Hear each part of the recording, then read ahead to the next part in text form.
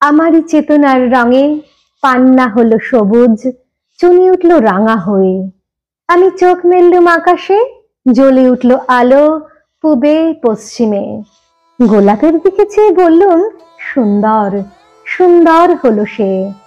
তুমি বলবে এই যে তত্ত্ব কথা, এ কবির বাণী নয়। আমি বলবো এ সত্য, তাই এ কাব্য।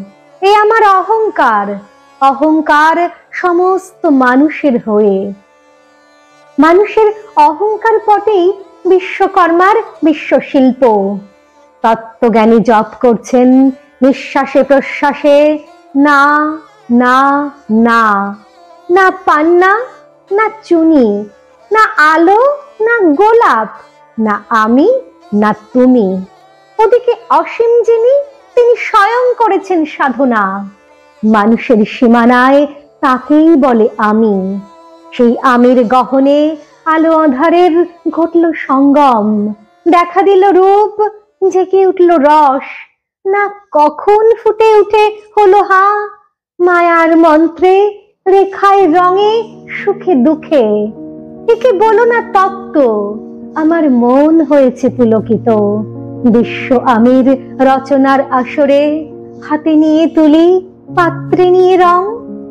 পণ্ডিত বলছেন বুড়ো চন্দ্রটা নিষ্ঠুর, চতুর হাসি তার।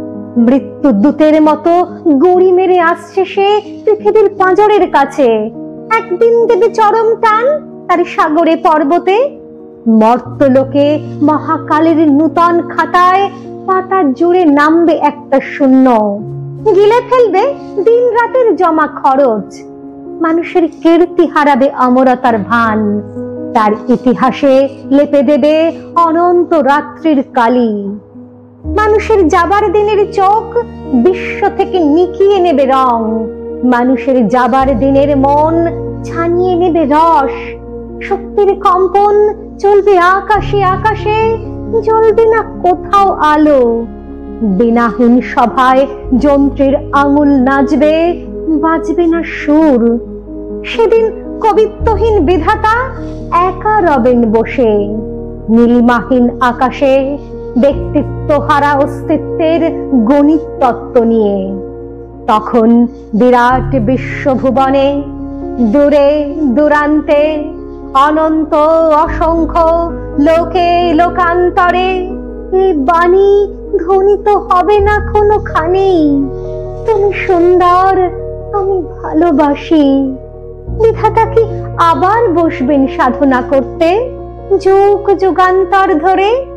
প্রলয় সন্ধ্যায় জপ করবেন, কথা কও, কথা কও, বলবেন বলো তুমি সুন্দর, বলবেন বলো আমি ভালোবাসি।